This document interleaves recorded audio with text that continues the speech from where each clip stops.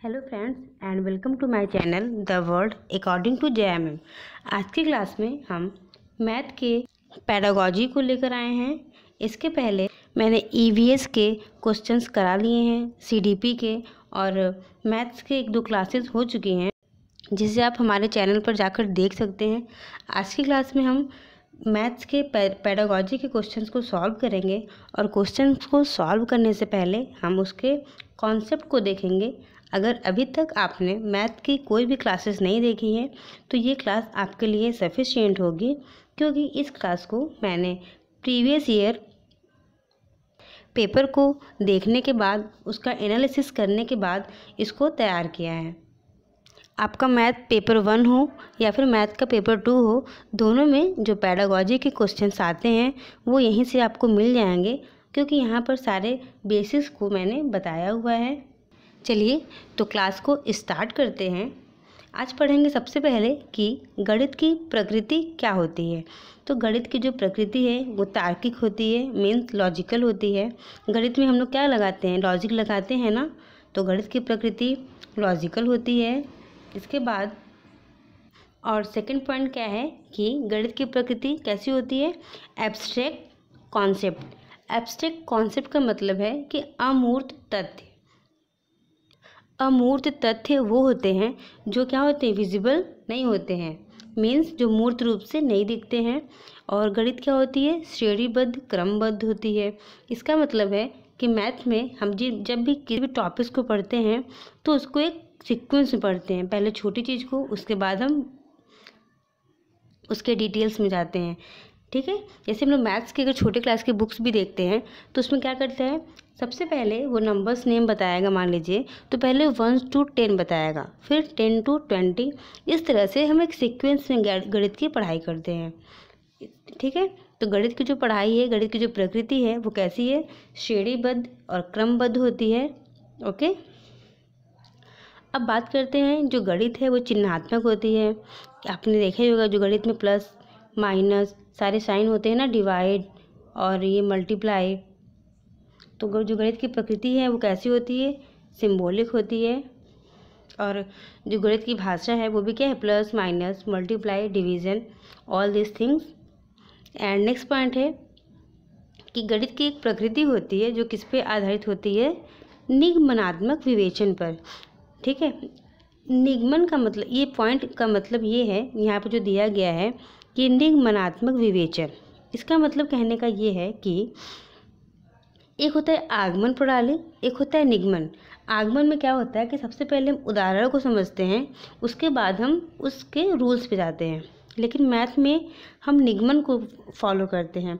निगमन means होता है कि जब हम किसी चीज़ को पढ़ रहे हैं, पहले उसके डिफिनीशंस को, उसके रूल्स को जानने के बाद फिर एग्जाम्पल्स पर आते हैं।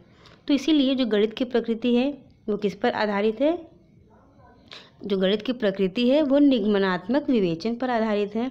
और एक पॉइंट है सूत्र फार्मूला सिद्धांत, मीन्स जो गणित है उसमें बहुत टाइप्स के फार्मूलाज होते हैं, प्रिंसिपल होते हैं, रूल्स होते हैं। ठीक, तो ये क्वेश्चन जो है वो कैसे आएंगे आपके एग्ज़ाम में, ऐसे आपके पास 4 पॉइंट दिए रहेंगे और बताया जाएगा कि इनमें से ऐसा कौन सा ऑप्शन है जो गणित की प्रकृति नहीं है। तो इसके लिए आपको यह पता होना चाहिए कि गणित की प्रकृति में क्या क्या ऑप्शंस आते हैं। गणित की प्रकृति कैसी होती है, तार्किक होती है, अमूर्त तथ्य होते हैं, श्रेणीबद्ध क्रमबद्ध होती है, और कैसी होती है, चिन्हात्मक होती है। ठीक है, और इसमें कौन सा रूल फॉलो होता है, तो निगमनात्मक विवेचन पर आधारित होता है। और इसमें क्या क्या होते हैं, सूत्र फार्मूला प्रिंसिपल होते हैं। ओके, और इसके बाद एक पॉइंट बचता है कि जो गणित की भाषा है वो कैसी होती है। तो जो गणित की भाषा है वो सटीक और व्यवस्थित होती है। चिन्हात्मक मीन्स, देखिए यहाँ पर श्रेणीबद्ध क्रमबद्ध का मतलब ये हुआ कि जब हम बच्चों को मैथ पढ़ाते हैं तो क्या करते हैं, उसमें हम एक रूल्स को फॉलो करते हैं। मीन्स ऐसा नहीं है कि सबसे पहले उन्हें प्लस बताएंगे, फिर माइनस बताएंगे, फिर मल्टीप्लिकेशन आफ्टर दिस डिवीज़न। ऐसा तो होता नहीं है कि सबसे पहले मैंने डिवीज़न बता दिया, उसके बाद माइनस, फिर प्लस, ऐसा नहीं होता ना, एक सीक्वेंस होता है। तो श्रेणीबद्ध क्रमबद्ध का मतलब ये हुआ। और चिन्हात्मक का तो मतलब समझ में आ रहा है कि चिन्हात्मक में जो गणित की भाषा ही है वो कैसी होती है, सिम्बॉलिक होती है। मैथ का मतलब ही होता है कि साइन होगा उसमें, ठीक, जैसे प्लस है, माइनस है, एट्सेट्रा। और जो गणित की भाषा है वो कैसी होती है? सटीक और व्यवस्थित होती है, ठीक है। अब आगे हम पढ़ेंगे इसके। ये तो जो मैंने बताया आपको ये था गणित की प्रकृति। अब आते हैं कि गणित शिक्षण उद्देश्य, मीन्स गणित को पढ़ाने का क्या उद्देश्य क्या होता है। चलिए, तो गणित शिक्षण उद्देश्य पढ़ने से पहले हम गणित की प्रकृति पर क्वेश्चंस को सॉल्व करते हैं, जिससे आपका डाउट जो होगा वो क्लियर हो जाएगा। इसमें जो क्वेश्चन है वो क्या कह रहा है कि गणित की प्रकृति के बारे में निम्नलिखित में से क्या सही नहीं है। ऑप्शन है आपके पास 4 ऑप्शन दिए गए हैं। इनमें से आपको बताना ये है कि इसमें से गणित की प्रकृति के बारे में कौन सा ऑप्शन सही नहीं है, ठीक है। तो पहला क्या कह रहा है, स्कूली स्तर पर गणित में शिक्षार्थियों में विशिष्ट अभिवृत्ति आवश्यक है। मीन्स ये क्या बात कर रहा है कि बच्चों में स्पेशल एप्टीट्यूड होना चाहिए। तो ये बात तो नहीं है, ये इसके बारे में गणित की प्रकृति में कुछ भी नहीं बताया मैंने आपको, तो ये ऑप्शन क्या हो जाएगा? रॉन्ग हो जाएगा। ओके, अब बी ऑप्शन देखते हैं। गणित में प्राथमिक अवधारणाएं प्रकृति में अमूर्त होती हैं। अभी मैंने आपको बताया था कि जो गणित की प्रकृति है वो कैसी होती है? एब्स्ट्रैक्ट कॉन्सेप्ट होती है। मीन्स गणित में जो प्राथमिक अवधारणाएं हैं वो कैसी होती हैं? अमूर्त होती हैं। तो ऑप्शन बी राइट हो जाएगा। और ऑप्शन सी क्या कह रहा है? गणित निगमनात्मक विवेचन पर आधारित है। Means deductive reasoning. तो हाँ, अभी मैंने जस्ट बताया था कि गणित किस पर आधारित होता है? तो निगमनात्मक विवेचन पर। ऑप्शन सी भी राइट है। ऑप्शन डी क्या कह रहा है? गणित उन अधिकांश विषयों की तुलना में अधिक अमूर्त और पदानुक्रमित है जो बच्चे उसी उम्र में सीखते हैं। तो अभी मैंने आपको बताया था कि जो गणित है वो क्या होती है? पदानुक्रमित। मीन्स एक व्यवस्थित क्रम में होती है, सीरियल से एक सीक्वेंस में होता है। तो इसलिए जो ऑप्शन डी है वो भी क्या है? राइट है। इस क्वेश्चन में पूछा ये गया है कि इसमें से कौन सा सही नहीं है, तो ऑप्शन ए जो है वही सही नहीं है, ठीक। तो इस तरह से राइट आंसर क्या हो जाएगा? Option number A. ओके, गणित की प्रकृति के बारे में जो ये कहा जा रहा है कि स्कूली स्तर पर गणित में शिक्षार्थियों में विशिष्ट अभिवृत्ति आवश्यक है, तो ये ऑप्शन गलत है। बाकी जो ये अमूर्त तथ्यों की बात कही गई है, यहाँ पर निगमनात्मक विवेचन की बात कही गई है और यहाँ पर अमूर्त पदानुक्रमित की बात कही गई है, ये तीनों ऑप्शंस राइट हैं। ओके, तो गणित की प्रकृति के बारे में अभी को जो मैंने आपको टॉपिक बताया है, आपके एग्ज़ाम में वहीं से क्वेश्चंस देखने को मिल जाएंगे, उनसे अलग कुछ भी नहीं आएगा, ठीक है। बस आपको याद रखना है कि जो गणित की प्रकृति होती है वो कैसी होती है? तार्किक होती है, अमूर्त होती है और कैसी होती है? पदानुक्रमित, या फिर कह सकते हैं व्यवस्थित होती है। गणित की भाषा चिन्हात्मक होती है, सटीक और व्यवस्थित होती है। ये सारे पॉइंट्स को अपने माइंड में रखने हैं, बस यहीं से आपको क्वेश्चन मिल जाएगा। अब आगे देखते हैं। पहला पॉइंट है बच्चे की विचार प्रक्रिया का गणितीकरण। एक डेविड नाम के साइंटिस्ट थे, उन्होंने ये बताया था, जो डेविड गणितज्ञ थे उन्होंने ये बताया था कि बच्चों पर ज़बरदस्ती मैथमेटिक्स को थोपने से अच्छा है कि हम उनके विचार प्रक्रिया का गणितीकरण कर दें। अब गणितीकरण करने का क्या मतलब हुआ कि बच्चे के डेली लाइफ में हम उनको मैथमेटिक्स के यूज़ को बताएं। जैसे मान लीजिए बच्चा मार्केट जा रहा है कुछ सामान लेने, तो वहाँ पर भी जब वो सामान को लेता है और पैसे पे करेगा तो उसे प्लस माइनस आना चाहिए। अगर वो बच्चे शॉपिंग मॉल में जाते हैं तो वहाँ पर अक्सर 20% ऑफ, 30% ऑफ, ये सारी चीज़ें लगी हुई होती हैं।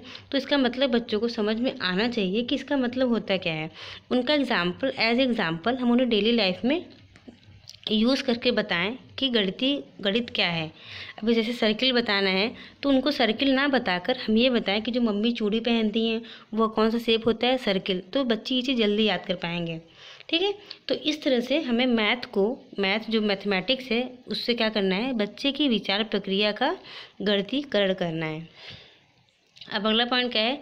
बच्चे गणित का आनंद लेना सीखते हैं। तो जब बच्चे को जो मैथमेटिक्स है अगर वो डेली लाइफ में यूज़ करेंगे तो सिंपल सी बात है कि वो उसका आनंद भी लेंगे, उन्हें अच्छा लगेगा, वो चीज़ों को एंजॉय करेंगे। इसीलिए मैथ जैसे सब्जेक्ट है, अगर आप उसको डेली लाइफ में नहीं जोड़ेंगे तो बहुत ही टफ लगने लगेगा। मैथ्स को आसान बनाने के लिए हमें क्या करना होगा, बच्चे की विचार प्रक्रिया का गणितीकरण करना होगा।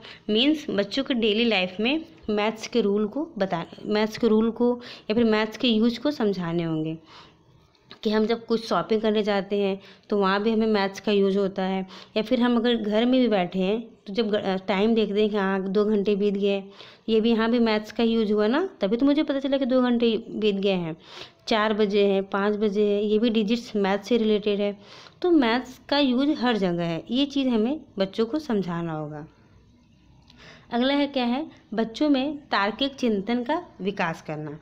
तो इस तरह से जब बच्चे मैथ्स को डेली लाइफ में यूज़ करेंगे तो उनका जो लॉजिकल पॉइंट्स है जो वो भी क्या होगा, डेवलप होगा। बच्चों का जो तार्किक चिंतन उसका विकास होगा।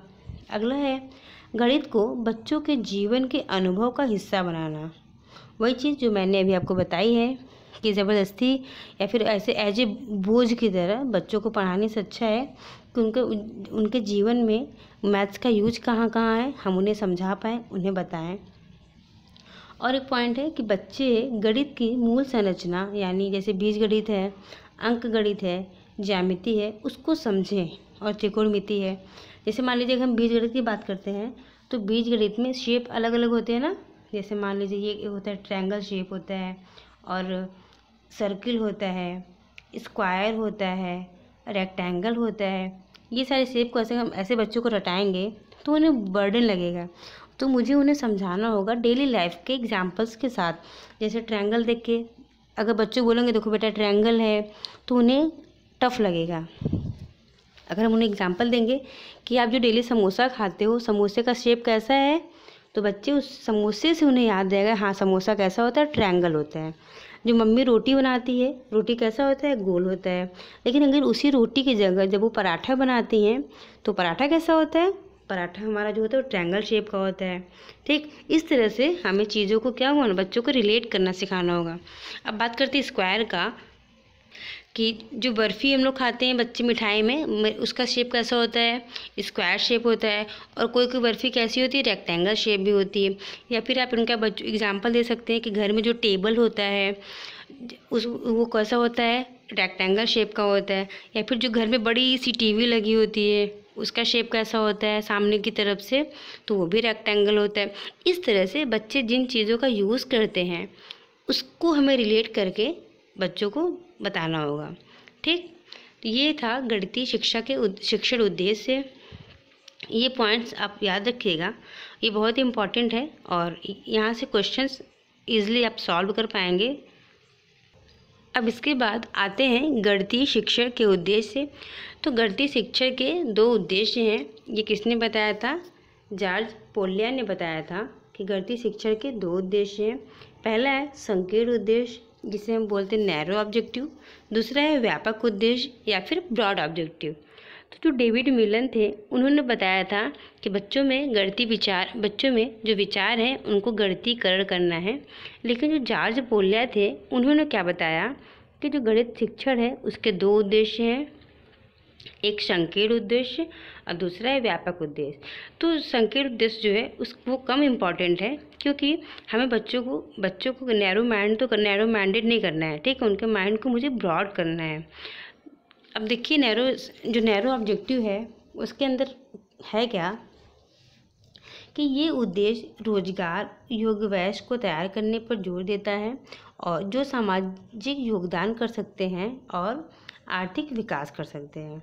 मीन्स यहाँ पर जो नैरो ऑब्जेक्टिव है गणितीय शिक्षण का जो नैरो ऑब्जेक्टिव है, इसका टोटल कहने का मतलब है कि बच्चों में रोजगार पाने के लिए उनको तैयार करना, या फिर बच्चों को क्या करना, इस तरह से रोजगार दिलाना जिससे उनको सामाजिक में वो योगदान कर सकें या फिर आर्थिक विकास कर सकें। अगला है यह संख्यात्मक प्रक्रियाओं से संबंधित है। जैसे मान लीजिए माप क्या होता है, अंश, परसेंटेज। मीन्स ये क्या है, बस बच्चों को ऐसे रटन टाइप का है कि बस बच्चों को ये सब वर्ड से परिचित होना है। अगला इस प्रकार गणित का जो सीमित उद्देश्य है वही क्या होता है, बच्चों में इस प्रकार ये जो गणितीय उद्देश्य है वो क्या करता है, बच्चों में सीमित क्षमताओं का विकास करता है। इसीलिए इससे ज़्यादा जो इम्पोर्टेंट है वो है आपका ब्रॉड ऑब्जेक्टिव जिसे बोलते हैं व्यापक उद्देश्य। व्यापक उद्देश्य में पहला है गणितीय रूप से सोचें।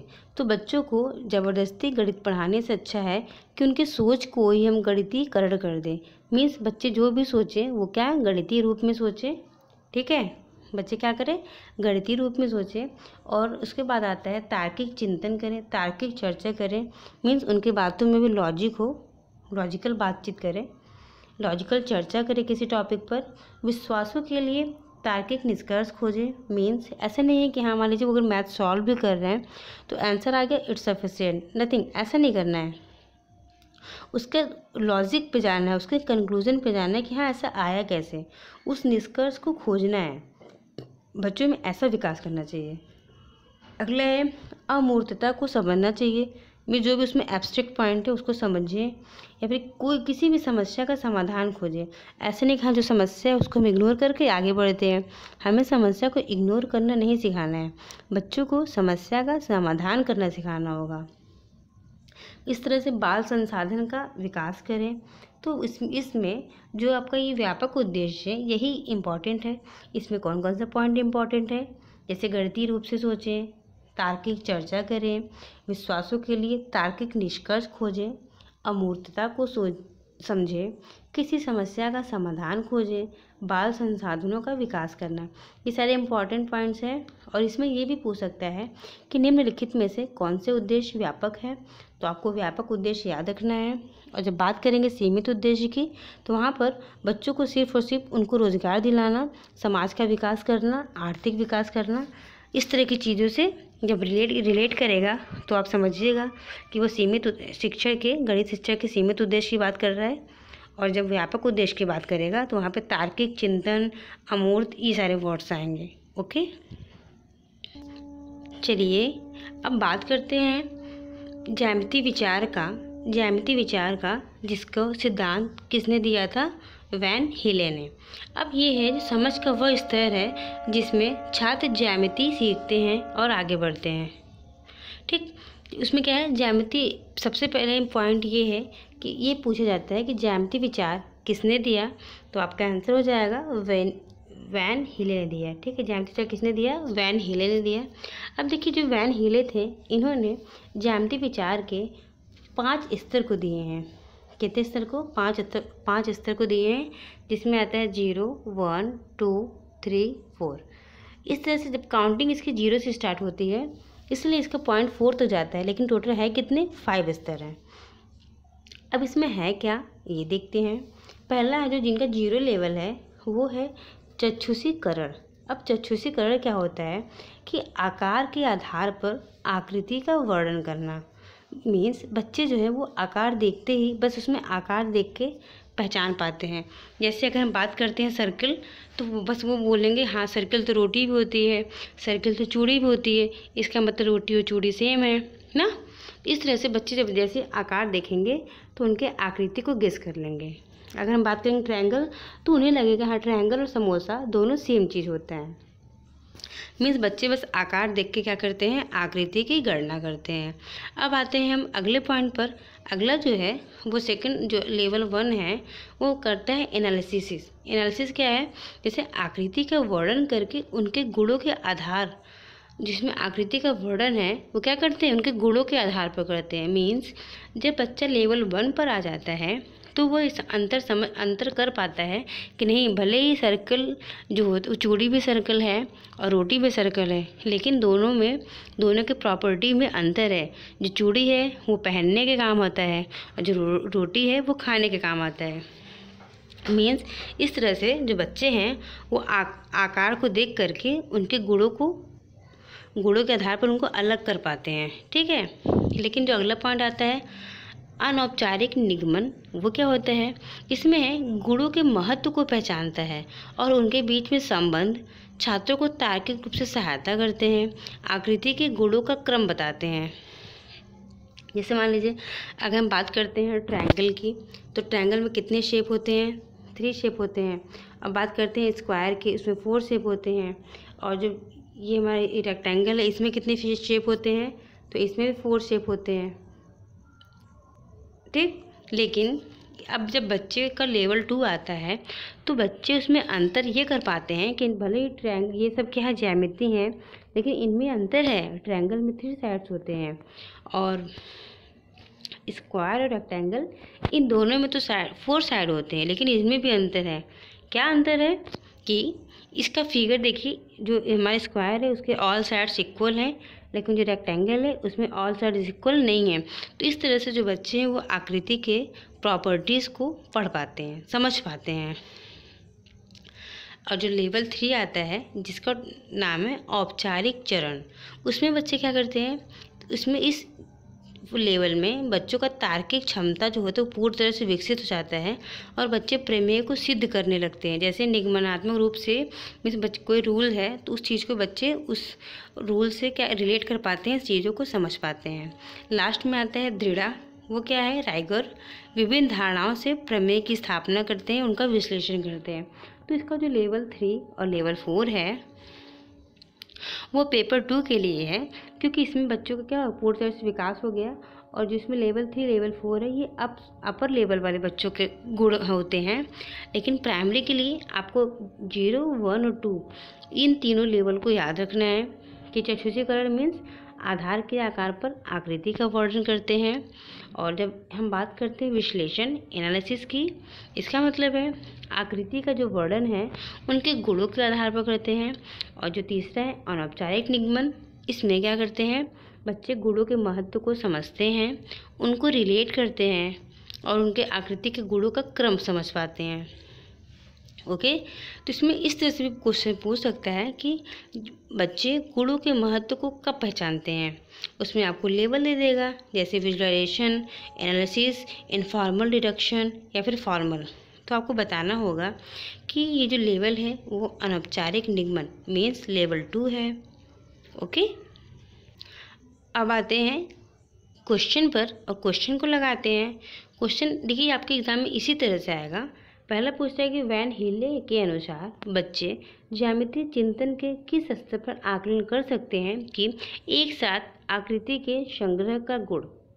आपको बताना है कि जो बच्चे हैं वो आकृतियों के जो संग्रह है उसका गुण को कब आकलन कर पाते हैं। पहला स्तर 4 पर कठोरता, जो लेवल 4 है उस पर बच्चे कठोरता का अध्ययन करते हैं तो नहीं।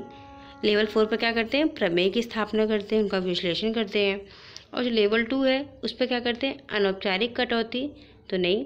बच्चे जो लेवल 2 पर क्या करते हैं कि जो आकृति के गुण होते हैं उसके महत्व को समझते हैं।